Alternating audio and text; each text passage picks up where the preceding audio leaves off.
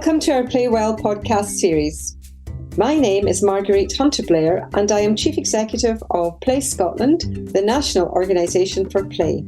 Today we will look at playtime at school and we will be exploring this topic with Michael Follet. Michael is the founder and director of OPAL, Outdoor Play and Learning. This is a school improvement initiative which works across the UK and beyond. He has a wealth of experience as a play worker, teacher and school improvement officer, and is author of Creating Excellence in Primary School Playtimes. Here is Jenny Lester, our Learning and Development Officer, catching up with Michael. Hi Michael, thank you so much for joining us on the podcast. Hi Jenny, good to see you. Could you please introduce yourself and tell us a little bit about what play means to you?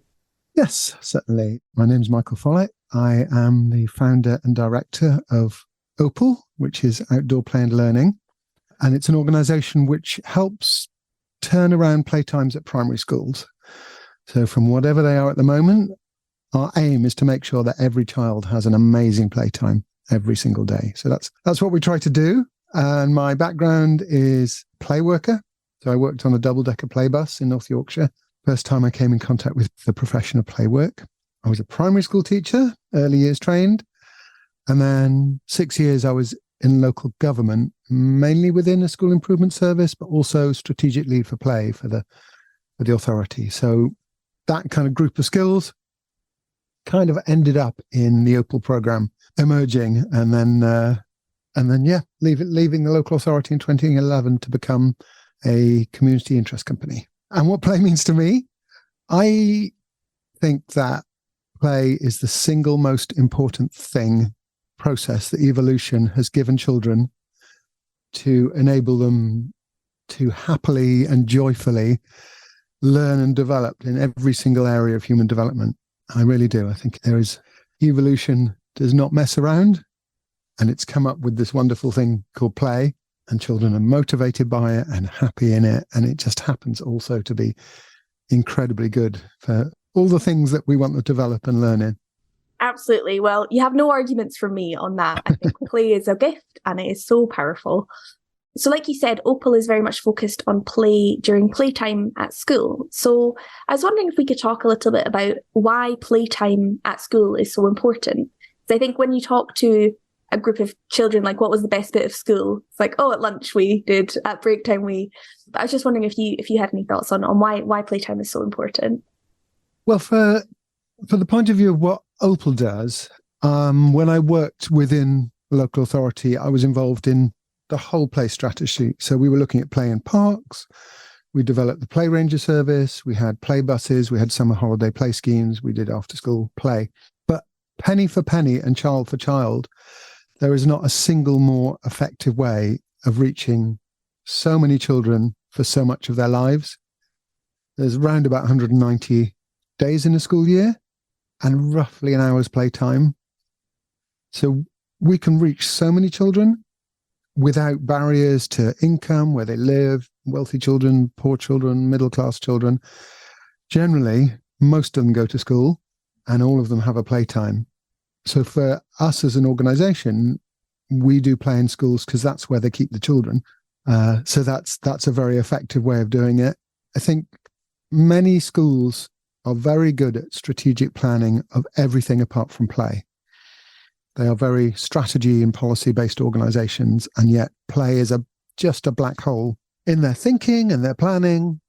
And it's remarkably cost-effective to bring them up to a fantastic level, because most of the bits are in place. You know, we've got the children, we've got the time, we've got the space, we've got the adults. And really it doesn't take that much investment and thought to change that, so that schools can become places of amazing play, rather than places where you're just holding on to children for 45 minutes until you teach them again, which is the average school playtime. Absolutely. And I think what's really interesting there is, playtime happens. Every school has a playtime. So when we're talking about improving play at playtime, we're not asking teachers to squeeze anything into an already very tight curricular period or anything. this is the time that's available already, so why not make it as good as possible? And you've touched on it a little there in terms of that schools are very, very good at strategizing in other areas. But I was wondering if we talk about what are the common issues that face schools in terms of playtime? What sort of things are usually the problem? Well, we have a sort of joke strapline in OPAL, hurt and dirt. Yeah. The two things we deal with every single school are, can children get dirty? Yes. Because if they're playing properly, they need to get dirty. They're playing with and on the earth, and as they should do, and in contact with it, and that requires a certain amount of dirt. And play involves pushing boundaries. I think we say it's going beyond what is already known and already easily achieved, which I think also should be the definition of learning. Play and learning are both should be pushing the boundaries. And physically, but also, I guess, emotionally and socially, that means taking risks. So addressing schools' worries about hurt and dirt are the two really big issues. I guess probably the other one is capacity, in that schools are very busy places where people are doing multiple roles already. And for schools to address the idea that somebody needs to take responsibility for the planning and implementation of play is very challenging to them, because it's not like people are sitting around in schools with nothing to do. There's plenty for everybody to do already. So the idea of creating roles where people have responsibility for the planning and implementation of better play is challenging to them. Definitely. And that leads me really nicely into the next question, which is around the barriers that schools face. They've realised playtime is really important time. They've realised they want to do something about it. They've decided it's okay if children get dirty and sometimes get a little hurty. When they try to take that next step, what sort of barriers are normal for schools to face when they're trying to take these next steps? So you mentioned already that sort of time aspect, which I'm sure is one of the biggest. Yeah, it's time to some extent. There's resources, and we constantly come back to this statistic that play is 20% of what a school does. Out of 7 years at primary school, or the equivalent in Scotland, 1.4 years of a child's time is at play. And I always just say to senior leaders, what other area of school life that takes 1.4 years would you not have a policy-based approach to? Will you do not have an idea of excellence? Would you not have professional development for your staff or reflective practice? And even resourcing, to not have a budget for play that's 20% of what your school does is obviously challenging to a school, because they're always strapped for cash.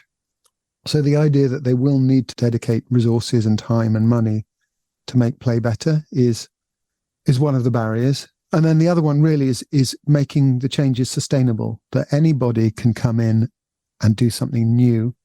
And because children love newness, you can almost do anything in a play environment. If you dig a hole in the playground, they will be fascinated by it. They'll be jumping in and out the hole. They'll be standing on the rubble. You can literally do anything and it will make play better. But sustaining that year on year on year, we've just had a couple of schools in England that are what we call triple platinum. So they have got to the OPAL's platinum level 3 times and sustained amazing play for sometimes 12 years. I mean, that's a real challenge. Schools will know making something better is one challenge. Keeping it better is a whole different level of challenge. Definitely. And I think some of that will be because, staff leave, staff find other priorities and things like that. And the children are different every year as well. So, lots of issues around that. And I was wondering if one of the barriers that schools face is, you mentioned dirt earlier, and obviously some teachers will be not so keen on dirt coming back into the classroom. But do you think there are some barriers that even teachers who are on side find from parents and carers who aren't so happy with a change in that area? Yeah, we do have a whole stream of the program that we run. So the OPAL primary program, we work with schools usually for about 18 months to 2 years from the start of the program, the initial audit, to the end of the program and the final audit. And a big chunk of that is about communication. So communication with the supervisors who become the play team, with the children, with the teachers, with the cleaners, and with the parents. And as they see the benefits, so they come round to understanding that children need to be dressed for childhood, really. I have been lucky enough to do tours to other countries, so to Scandinavia and Germany and New Zealand and all over the place. And one of the phrases that I liked when I picked up in Scandinavia was that children's clothing should suit the needs of childhood. And if we change the nature of childhood to suit the clothing that we're putting them into, then we know that we've gone wrong. We know that we're off track. And I find that many schools are changing childhood to suit the clothing they're putting their children in. Many school uniforms represent little business suits. And then they have to change the nature of childhood to fit into these little business suits that they've put their children into. And what they should be doing is dressing the clothing, making the uniform one that primarily is about the child and the child's needs. And then we wouldn't need to have so much of this discussion about whether they're getting dirty. And also, whether you live in Scotland or in England, the fact is we live in a dirty, cold, wet, muddy country. I don't think Tourism Scotland's going to hire you for that tagline, but yes. Well, we both do, don't we? Whether you live in England or Scotland. It's cold and wet and dirty and muddy. And our job as educationalists is to enable children to thrive and enjoy living within the climate with which they find themselves, not to disempower them and tell them that you can't go out when it's cold or muddy or dirty or wet or slippy, because that's going to be 95% of the time. It does make me laugh when the sun finally comes out. They don't send them out because it's too hot to go out, which I think is hilarious. Having worked in Malaysia and Australia and New Zealand and France, where every day is hotter than a hot English or Scottish summer day. Yes. And again, they dress their children for childhood. I remember watching Neighbours growing up, and when they all went to school, they all had big hats on, part of the uniform, because they're going to be outside. So, yeah, most other countries in the world don't have school uniform. We're quite unique in that, and there are positive aspects and negative aspects of uniform. But whatever the uniform is, it should definitely be there to suit the needs of the child. When that becomes a barrier, then either you shouldn't have uniform or you should change your uniform, as quite a lot of OPAL schools have done. And they've thrown out the little business children and have brought in children. If the uniform is a pair of black trainers and a good pair of sweatpants and a nice baggy sweatshirt and a polo shirt that's easy to wash and a dark colour, that's what we need. So that sounds like a really good tip for schools, is if we're finding issues around dirt, then maybe the problem's the clothes, not the dirt that gets on them. Exactly. But I was wondering if we could sort of chat about the top tips that you would give, either if you are a parent or a carer listening and you're interested in this, or if you're a teacher or an SLT at a school. What sort of top tips do you find useful? And I know it'll change depending on the school, of course, but there's different aspects. So if you're in a school or a teacher in a school, when you make play fantastic, everybody is a winner. There isn't a downside to this. The children are happier, the children are more engaged, the children have more inclusive relationships with each other. You don't get this huge unfair gender bias that many schools have against girls, because an unimproved environment will be mainly boys running around kicking balls or kicking each other, and the girls being marginalized to the outside. Out of the 16 play types, locomotor play, which is what many boys veer towards, is what primary playgrounds look like. And there's 15 other play types, most of which are preferred by girls. But they require a thoughtful approach. It's not just going to happen. So just think about, have a walk around and look at, if you are not a sporty, football-y boy, what's the quality of your play offer like for your children? And what would it be how do you think your school would differ if every child was having an amazing playtime? Because on average, your teachers will be getting 10 minutes more teaching time per day. On average, your senior leaders are getting probably an hour more senior leadership a day. Your parents are saying that their children are more happy when they get back from school. Your children are developing collaborative skills, social skills, and engineering skills. They're being more resilient. So yeah, I mean, my tip to the schools would be what's in place. Think about what's in place about that 20% of your school day, and think about if this was maths or English and it was judged not that good, what would you be doing about it? What strategies? Because my background is school improvement. That's all I did was apply the lessons of school improvement that I picked up from my team to the area of play. That's tip number one. Tip number two is understand what play is. In play work, we learn the kind of the golden definition of play is freely chosen by the child, play is directed by the child for the child's own reasons and motivations and intentions. And every time we put something in the way of that, we should question it. Why are we doing that? Why can they only play on the fixed play equipment on the third Tuesday of the month? Is that for their convenience, or does it follow the playwork principles? And for parents, I would say my one tip is spend a lot more time watching your child and try to just follow the cues of what is it they want, where are they going. If they invite you into their play, then that is the sign to follow them.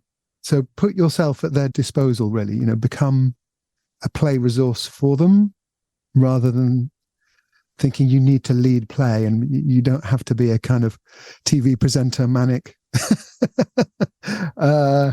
style play person. You just settle yourself down, come down to their level, watch what they do, and then just feed into the play as it unfolds in front of you. Definitely. And I had an interview once and someone asked me, but what should parents do if they don't know how, what game to play or how to play? And I'm like, your child will know. Yes. They don't need any ideas. They've got it, That's not the bit they need help with, They can very quickly come up with, this stick's a sword, I'm a knight, you're a dragon. They don't need you to do that bit. They just need you to say yes and. It's sort of that improvisation. Exactly. And let them lead it. And we do have a little free book on the OPAL website called The Power of Playtime for Parents. And that's got a list of tips in there that any parent can access. That's great. We'll put that in the link in the description so people can find that. But thank you so much for joining us, Michael. That was fabulous and lovely to hear from you and all about the 20% of school that we don't always think of as school. That's a pleasure. And Play Scotland deliver the OPAL programme in Scotland. So we have a partnership with Play Scotland. So any schools that want to find out more about the OPAL programme can go to Play Scotland and ask all about it. Yes, absolutely. If you are interested in doing the OPAL programme, we would be delighted to hear from you, as Play Scotland is delivering OPAL in Scotland. Thank you for joining us on this podcast. Don't forget to subscribe to our podcast on your preferred app and join the conversation by using the hashtag PlaywellPodcast. You can find out more about Play Scotland by following us on Twitter @PlayScotland or visiting us on our website playscotland.org.